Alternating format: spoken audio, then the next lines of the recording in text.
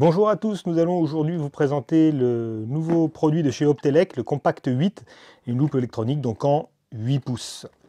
Nous allons procéder au déballage pour commencer et nous verrons ensuite le produit plus en profondeur pour voir les fonctionnalités principales. Donc comme d'habitude, un produit très bien emballé, on retrouve les notices de garantie, la notice produit avec une chiffonnette, l'appareil qui est bien emballé dans une petite sacoche. Et voilà la loupe électronique Compact 8. Nous avons également le boîtier d'alimentation qui fonctionne avec tous les pays, dont la France bien évidemment, et ainsi que le câble de charge en USB-C. Ce câble de charge permettra également de relier l'appareil à un ordinateur de manière à récupérer les éventuelles photos que l'on aurait prises, sachant qu'il y a de la mémoire interne qui permet de faire du stockage. Voilà pour le déballage. Nous allons maintenant passer aux essais du produit. Voilà, nous partons pour la suite de la présentation. L'appareil est donc dans sa housse de protection.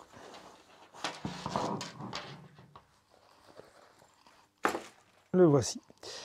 Donc rapidement, l'écran en façade. À l'arrière, les caméras de vision de près, caméra de vision de loin, le pied en forme de U à l'arrière. Sur la tranche du dessus, le bouton marche-arrêt orange et un petit peu en relief. Et sur la tranche, le port USB de charge et un jack. Voilà pour la connectique que l'on retrouve sur le produit. Le pied a des ergots ici qui dépassent, qui permettent de l'attraper et de le déployer. Et nous avons ainsi un appareil posé, incliné à 45 degrés en format pupitre. J'appuie donc sur le bouton orangé sur le dessus avec une pression longue qui lance le démarrage de l'appareil. On va patienter quelques secondes. La petite musique d'accueil.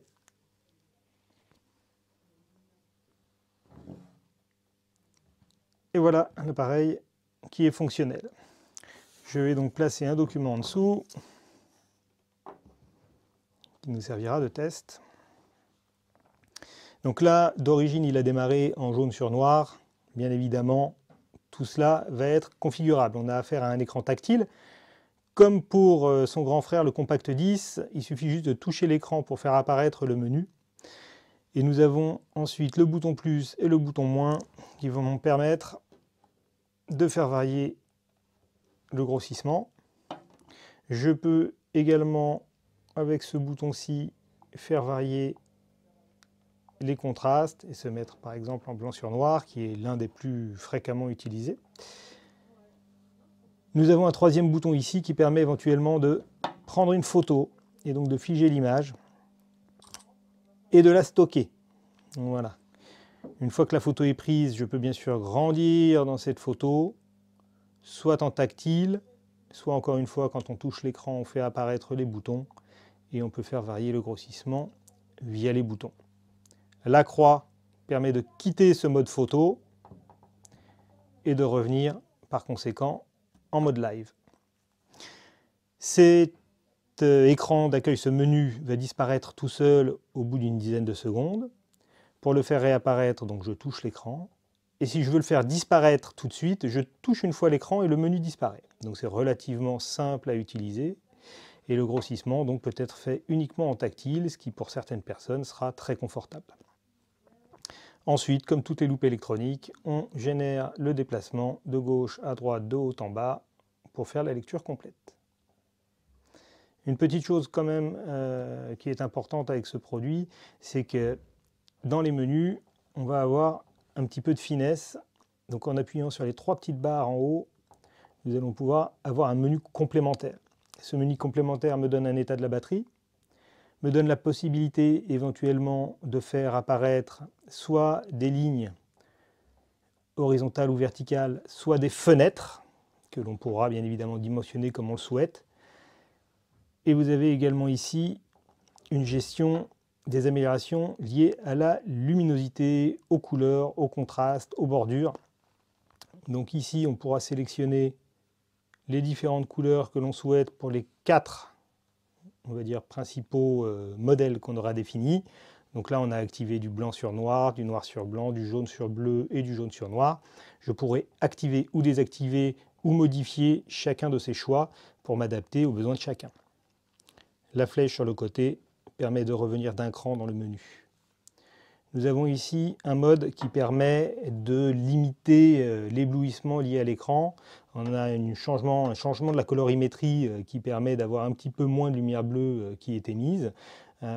Après, on perd un petit peu en contraste, bien évidemment, en contrepartie, mais c'est quelque chose qui, dans certains cas, pourrait être pertinent. La gestion des bordures est moins utilisée, mais ça va permettre, si on veut, de contraster un petit peu le contour des caractères, soit en n'ayant qu'une bordure, soit une bordure et un surlignage ou un lissage de la bordure. La majorité des gens le laisseront en mode classique, mais voilà, sachez qu'il y a ces fonctionnalités complémentaires qui ont le mérite d'exister. Le lignage dont je vous parlais tout à l'heure, qui me permettra d'avoir soit une ligne horizontale ou verticale, et la même chose avec les caches. Je reviens d'un cran. Ça, c'est pour les menus principaux sur le dessus. Nous avons ici la possibilité de rentrer dans des fonctionnalités complémentaires qui vont me permettre de gérer la couleur du thème, c'est-à-dire d'avoir le fond des menus soit clair, soit sombre. Moi, je le mets sombre, ça me permet d'avoir un fond noir et une écriture blanche qui souvent est mieux tolérée. La possibilité de gérer l'éclairage. Est-ce que je veux l'éclairage actif lorsque je suis en mode grossissement? Est-ce que je le veux ou non? Là, il a été coupé pour la vue de loin. Donc là, on va pouvoir activer ou désactiver la lumière en fonction de ce que l'on souhaite. Quand je parle de la lumière, c'est de la lumière d'appoint via les LED qui se trouvent à côté de la caméra. La possibilité de régler le son, donc le son des bips qu'on peut activer ou désactiver lorsque l'on manipule l'appareil en tactile. Le Miracast, qui est une fonctionnalité qui permet de se connecter à un appareil distant, de manière à renvoyer l'image de cet appareil éventuellement sur une télé, si on veut utiliser une diagonale d'écran plus grande. Donc pour ça, il faut utiliser le protocole Miracast, qui est inclus sur la majorité des télés récentes. Sinon, il faut juste y mettre une clé USB Miracast qui se trouve très facilement sur Internet. La possibilité ici de mettre en veille l'appareil. Donc on définit si on veut une mise en veille ou pas, et si oui, de combien de temps, 1 minute, 2 minutes, 5 minutes, 15 minutes, de manière à limiter la consommation de la batterie quand on oublie l'appareil sur son bureau. La possibilité de régler la langue de l'appareil, là il est en français, avec bien évidemment un menu en français, mais on pourra sélectionner un nombre de langues assez important. Si jamais on a quelqu'un d'anglophone ou autre, choisir le bon mode pour le langage de menu. La possibilité éventuellement de mettre à jour l'appareil. Alors sur ce genre de produit, il y a très peu de mise à jour du fabricant, mais s'il y en a une, il y a la possibilité de le faire via ce petit mode. Il y aura certainement besoin de se connecter à l'informatique pour pouvoir faire la mise à jour. Et la restauration de l'appareil à ses valeurs par défaut lors de la mise en usine. Et là, les informations qui nous donnent le numéro de série, la version de l'appareil, les informations basiques. J'appuie sur la petite flèche pour quitter. J'ai oublié une fonction importante. J'ai ici le réglage global de la luminosité de l'écran, ce qui là aussi va permettre de s'adapter à la vision de chacun. Donc un petit tour d'horizon rapide. Grossir ou diminuer en tactile. Toucher l'écran pour faire apparaître le menu. Plus et moins sur les boutons, j'allais dire, virtuels. La possibilité de changer les contrastes parmi les 4 que j'ai prédéfinis et que je peux faire varier. et la prise de photo si je le souhaite. Pour finir, nous avons ici une petite horloge qui me permettra, une fois qu'elle aura été mise à l'heure, ce qui n'a pas été le cas aujourd'hui, d'avoir et l'heure et la date qui sont affichées de manière simple et efficace. Voilà pour la présentation de ce produit. Pour rappel, c'est un écran de 8 pouces, donc quelque chose qui est un format un petit peu intermédiaire. On n'est ni sur de la loupe électronique complètement pocket avec une poignée, ni sur de la grande tablette. C'est un intermédiaire qui correspond à certains profils.